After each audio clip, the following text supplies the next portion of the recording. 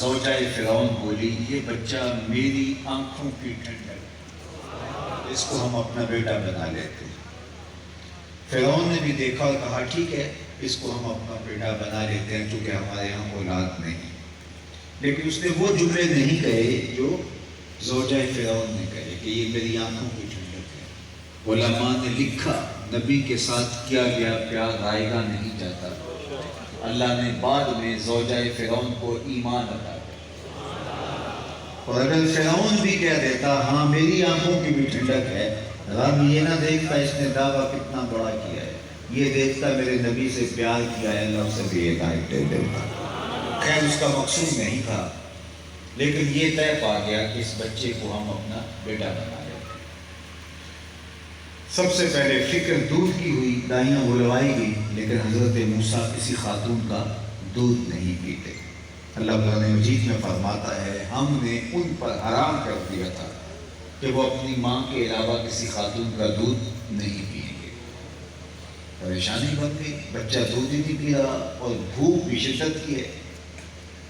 اتنے میں حضرت موسیٰ علیہ السلام کی ہمشیرہ کنارے کنارے چلتے موقع پہ آ پہنچی اور اس پریشانی میں انہیں مبتلا دیکھا اور فرمانے لگی ایک دائی میری نظر میں بھی ہے جس کا دودھ بچے رغبت سے پی لیتے ہیں، کہو تو بلا لا۔ انہوں نے کہا دیر کاہے کی، گئی اور اپنی ہی ماں کو بلا لائے۔ انہوں نے دودھ پیش کیا تو حضرت موسیٰ پینے لگے۔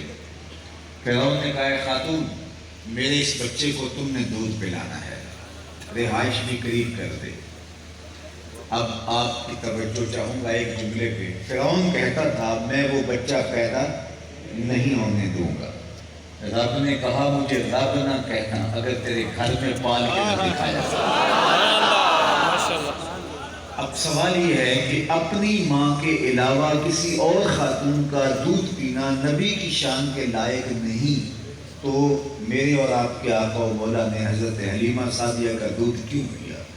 یہ ایک سوال کھڑا ہوتا ہے۔ حضرت موسیٰ کو تو روک دیا کہ تم نے اپنی ماں کے علاوہ کسی خاتون کا دودھ نہیں پینا، تو پھر میرے اور آپ کے آقا و مولا نے سلیبہ کا دودھ بھی پیا ہے، حضرت حلیمہ سعدیہ کا دودھ بھی پیا ہے۔ تو بات یہ ہے اپنی ماں کے علاوہ کسی اور خاتون کا دودھ پینے میں کیا حرج ہو سکتا ہے؟ جب بھیڑ بکری گائے اور بھینس کا دودھ پینے میں کوئی حرج نہیں ہے۔ حضرت موسیٰ کا ماجرا اور تھا، اس بہانے اللہ نے انہیں ان کی ماں کی گود تک پہنچانا تھا۔ اور دوسری بات کل فرعون کے دربار میں کھڑے ہو کے حضرت موسیٰ نے جب اللہ کی توحید کا اعلان کرنا تھا تو فرعون نے زیر لب مسکرا کے کہنا تھا میرے گھر پلتا رہا آج مجھے عقل سکھانے آ گیا۔ تو اللہ نے جواب پہلے سے سکھا دیا کہ جب وہ یہ تانا دے اللہ کا نبی منہ توڑ جواب دے سکے میاں پلا تیرے گھر میں ہوں، دودھ اپنی ماں کا ہی پیتا رہا۔ تو اپنے گھر سے کھا کے جب تبلیغ کی جائے تو اس کا اپنا پھر رنگ اور اپنا ایک اثر ہوتا ہے۔ تو اللہ نے جن لوگوں سے کام لیا انہوں نے دین کے کاج کو کام کو کاروبار نہیں بننے دیا۔ جب یہ دین کاروبار بن جاتا ہے پھر کچھ باقی نہیں بچتا۔